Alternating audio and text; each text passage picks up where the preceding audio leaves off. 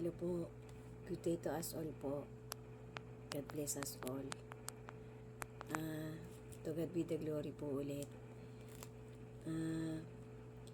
Isang life motivation po ulit para sa ating lahat. Thank you po sa inyong lahat na madadaanan ng content ko na to. Bali, repeated reminder lang po ulit ito. These are the facts and evidences that has been confirmed by science on this last generation of humanity. And it says, the 9 biblical events according and confirmed by science. Number 1, the Great Flood. Genesis 6 verse 9. Diretso po, patuloy. According po sa dokumentaring nandyan din po sa iba-ibang platform, guys, napatunayan po yung mga relics, yung mga evidences na nakita ng science na nagdig po sila, naghukay po sila sa isang country, parang malapit po sa Turkey, malapit sa Garden of Eden. Kasi yung Turkey, yung Syria, yung Saudi Arabia, yan po, tabi-tabi po yung mga lugar na yan, na dyan po talaga nandun yung Garden of Eden, way back po noong unang siglo pa. So number 2 po, 9 biblical events po to na may mga relics, may mga facts and evidence na nakita ang science, na documentary din po yan. Pwede po nating i-research yan, makikita po yan sa iba-ibang platform. Actually, nagawan ko na po to ng content, nandun din po to sa mga kasama nung mga season ko ng What is Written Truly Happened. Parang i-reminisce lang po ulit natin. Sana po umpisahan nyo pong tapusin hanggang sa last minute ang bagong content ko na to. Sagad na po ang bahala sa atin. Parang dagdag added lang po para magpatibay pa ng faith natin sa ating Creator at sa kanyang bigatin san na napakalapit na pong bumalik. Sana po sabay-sabay tayong mapasama dun sa mapipili niya na magiging chosen, na makakasama po ng ating Creator sa paghahari ng kanyang bigatin san ng 1,000 years. To God be the glory po ulit, and thank you po for watching my content.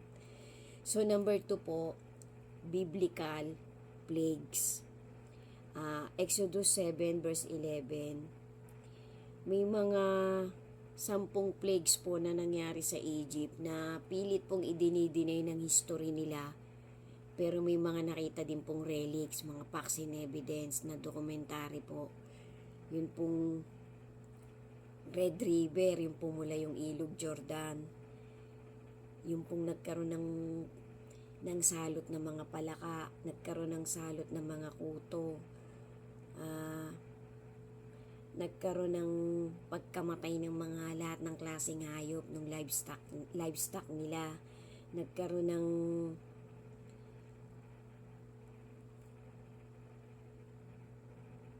violet storm, hailstorm, nagkaroon ng locust,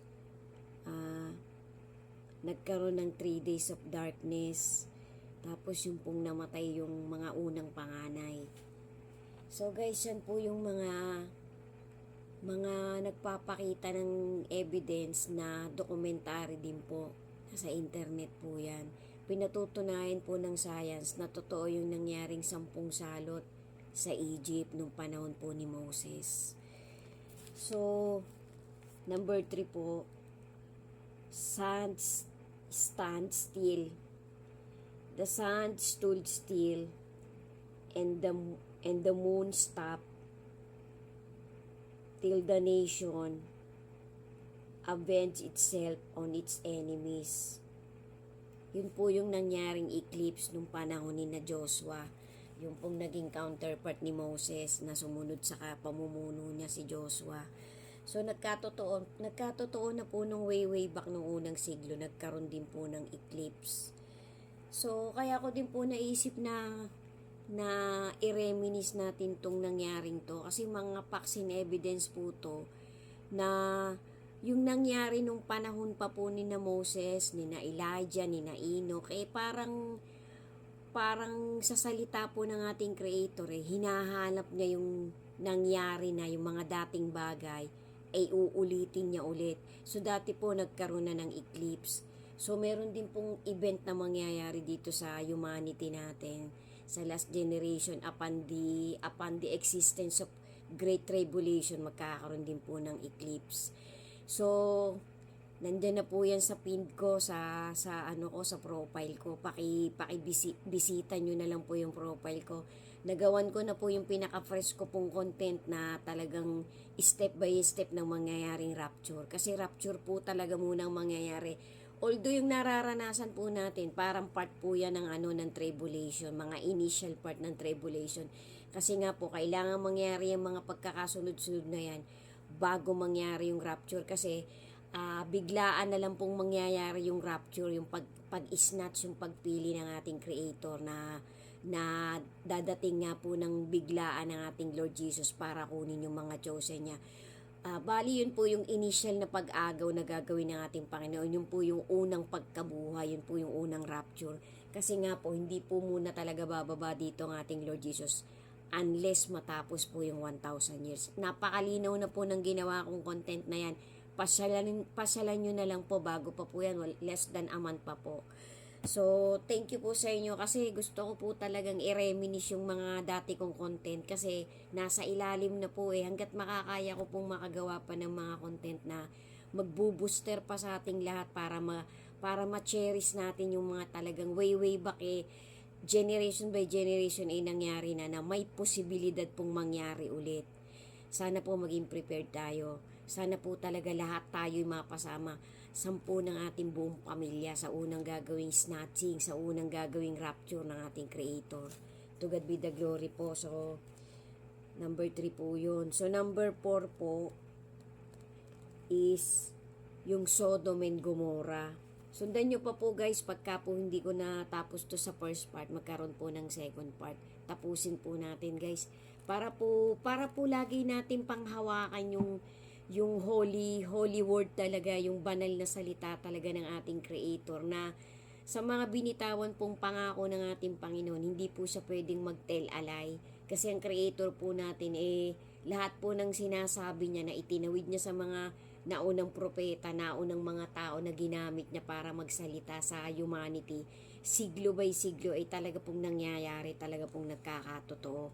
Ang kailangan na lang po natin gawin ay maniwala, magkaroon ng faith, ng strong faith sa kanyang salita para po tumibay yung motivation ng bawat isa sa atin para hindi po tayo malihis, para hindi po tayo maligaw, para hindi po tayo madaya dito sa last generation ng humanity na tinatahak nating lahat. Although magkakaroon pa po talaga ng 1,000 taon na reigning ng ating Lord Jesus, then after that po, second na po yan. Bababa na po talaga yun na po yung final event ng Great Tribulation. Nandyan na po yung final verdict. Nandyan na po yung final judgment. So, sundan nyo pa po guys. Yung Sodom and Gomorrah po, pax na pax po yan. May mga nakita din pong relics.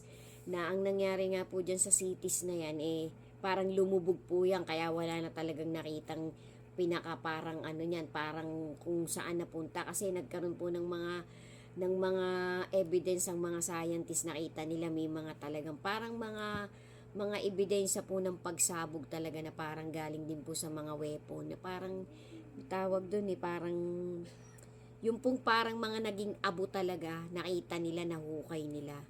Nandyan din po yan sa parting Syria, Egypt, Turkey, dyan po nila nakita yung Sodom and Gomorrah. Kasi yan po yung talagang kasuklam-suklam na city na talagang pinahintulot ng Panginoon na masunog. Dahil sobrang sama po ng ginagawa ng mga tao dyan. Sundan nyo pa po, may part 2 po. Thank you po for watching and God bless us all po. Magtumibay po tayo guys. Maraming salamat po sa inyong lahat na nagtatry magtapos ng mga content kong ganito na may mga part-part. To God be the glory po. God bless us all. Love and peace po to each and every one of us. Amen.